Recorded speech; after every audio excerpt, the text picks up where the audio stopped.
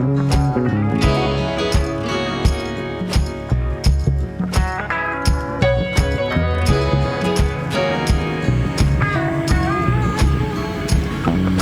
out here at Jerry Tyndall's horse training facility because Jillian Rebekah is somebody that I followed on Instagram for a long time. We've crossed paths a couple times. We have other weird connections, but I thought I wanted to find something that neither one of us really did on a regular basis, which is learn how to ride a horse. We found it. So that we'd come out here and have some fun on a horse and then just talk a little bit. Yep. Here's yours. Who's this? Is that barn name or his real name? Friendly. His name's Friendly. Oh yeah. Great. That's Remy. Is this who I'm supposed to be? Okay. What we're going to do today, we're going to kind of give you a bird's eye view of how these horses think, why they do what they do, how we need to honor what they do, but at the same time there's control that we need to have. You're going to hold your hand like this, on top, like that, so your hands have feel, soft. Your hands have to be separate of your body. That's the same thing with your leg. You'll learn how to do that. So all you're going to do now is you're going to ask her to go around you. So you're going to look this direction, pluck with your leg. Very good. Nice. Look ahead with your eyes. There. And your hand is quiet. This is your leg. See? And it allows them to stretch out a little bit. Allows them to get those saddles warmed up. Ready? Ready to go. Don't bump. There we go. I see your ears are back. Sorry. I shouldn't have had tacos last Okay, now night. how's your stirrups feel? Feel pretty good.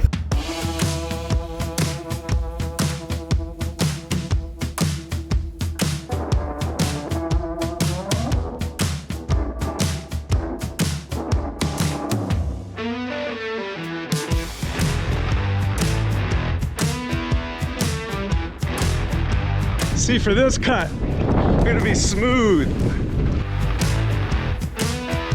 Got to Hey, start going now. we're gonna do it you now? Can't just, you can't just sit there. We're just gonna Let's start. go. Oh, okay, Let's go. kick. Let's go. Come on. Okay, there's no trail here, Jerry. Somewhere back there is Jillian. What? I'm just saying somewhere back there is you. I'm here. And look at you trotting now.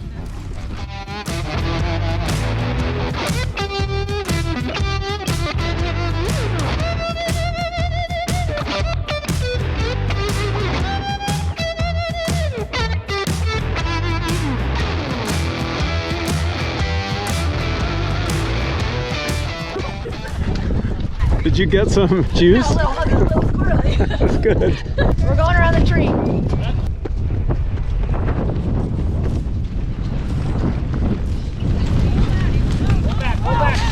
Uh-oh, uh-oh, uh-oh, uh-oh, oh.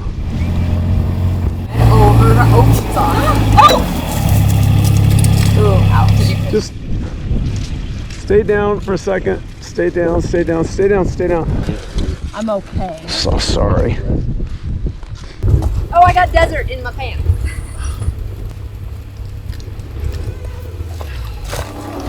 Okay. All right, sweetheart.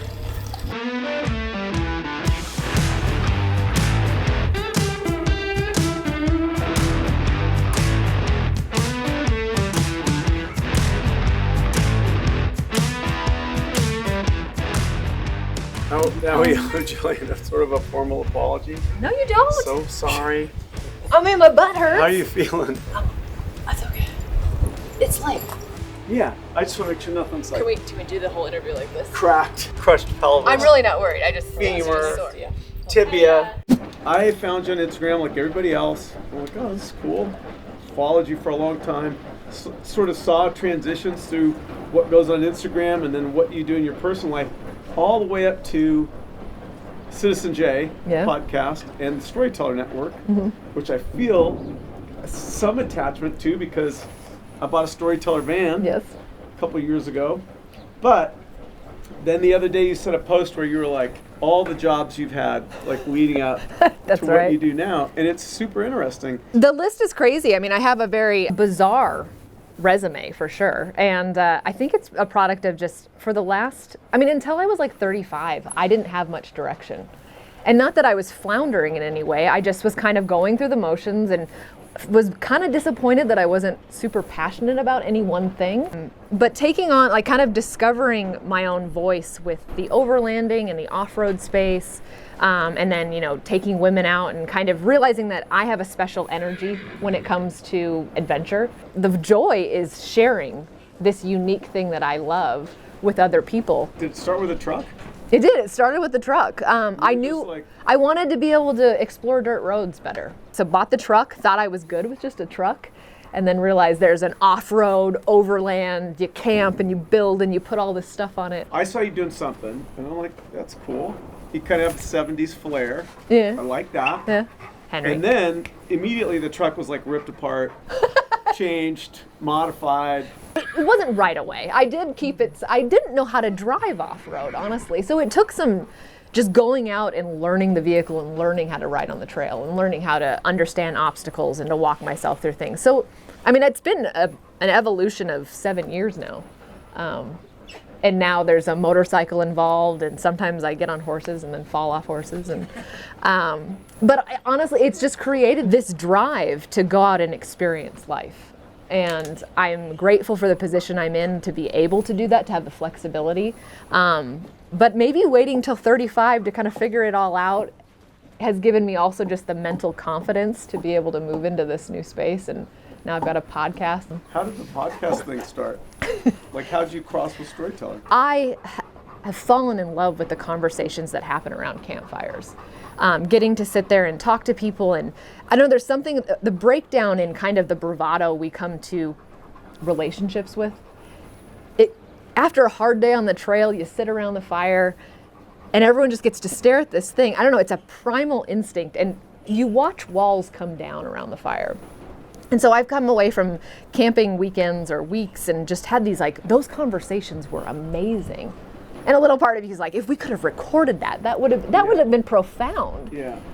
But all of that, doing that over and over for the last several years, made me really excited to, like, all right, let's produce something where I get to bring somebody in and hopefully capture some of that magic of sitting around and talking. Give me that list of jobs that you had first. Oh gosh, put me on the spot. I mean, I started off as like I was making coffee for Pete's Coffee. Before I got a machine, I was a Pete's man. Oh man, and it was back when, like, it was a real espresso machine. None of this pushing the buttons. So I did that for a long time and then transitioned to it was a weird transition to Henry.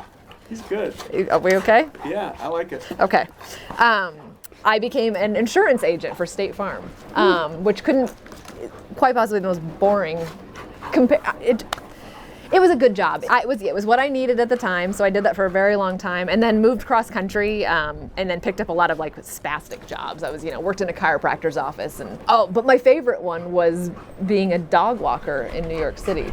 In New York City? Mm-hmm. Wow. All of that felt so directionless, and in a way it was. I don't think there wasn't a lot of intention behind it, but the mentality that I get to bring to what I do now, like, I'm not afraid of a lot of things. Like, in the, like, oh, well, I can't do that because I don't do it. And it's like, well, yeah, you don't do it. So you're not going to be good at it, but go do it. And then eventually you can say, oh, I did that for a period of time. Didn't work out, or I did it and I loved it. Yeah. So it's kind of created this pattern for me in how I just look at life. And so I'm grateful for it. Citizen J podcast seems to be going really well. I was, like, blown away that Storyteller kind of blows me away. Because one, they came out and they started doing vans, they make a killer van, and then all of a sudden they're doing content. And so I don't know the story behind any of that, and are there plans that you can share about what's going to happen next with Storyteller? They've got a lot of things in the works. It's the same mentality. It's, we're going to go out and do something and create a great product, but along the way, we're going to impact those around us for good, in a sense. And so how do we do that? So it's so fun because it makes going to work, while it's still difficult and challenging at times, we're all on the same page with where we're going and the values that we want to stick to. Can I tell the story of how we met? Yeah. Okay. So this is my favorite story because you were reaching out through Instagram, and then one time you were like, I got bourbon. My company makes bourbon. You got to come over and get this bourbon. And I immediately was like, okay, some guy from the internet wants to give me bourbon. Like, it's odd on my side too. To do that. But I knew your name from Instagram But I didn't put any context behind your last name. You were just Ethan to me. And then when you said where your office was and you gave me the John Wayne Foundation, and I was like, no way. Like that, and my brain just could not. Like there's no possible way. Honestly, out of like, no, you're just some guy from, he's a part of this company. I am just some guy from the internet. But I ended up going to the office and meeting with you and sitting there, and it was a surreal moment when you started the conversation telling me like, oh, I love the places you go. It reminds me of my childhood. Because that photo right there on the wall, see, I'm with my dad, and I did like one of these in the conversation. I went like this, and I realized that this is the Duke, John Wayne himself in that photo, and you're the little boy. And I just remember looking back at you across the table and going, oh my gosh, I'm sitting in an office with Ethan and Wayne. I felt like, because it's funny. And while your dad's legacy has definitely affected like my childhood, as I'm sure many people's stories include, but it's like our relationship is really just born out of like this adventure lifestyle and this desire for exploration and wanting to get out and see these things. And it's just, look at where we are. We're riding horses today. Yeah. Well, we were mostly riding. I was bouncing. Okay. And you were departing the saddle at times. I did depart the saddle. That was good though. It looked It's good. fine. Like I think about the mentality too of just learning something new. Like for me, this is what I've been, because there's been a lot of new things I've done recently, but even this is one of them. And it's like, you got to just be willing to be new though, to not know what you're doing and just go in with the, okay, I need to learn, but I also know, like for me, I need to kind of learn the hard way a lot of times. You're off to a good start. Well, Jillian, thanks for coming. Oh, anytime.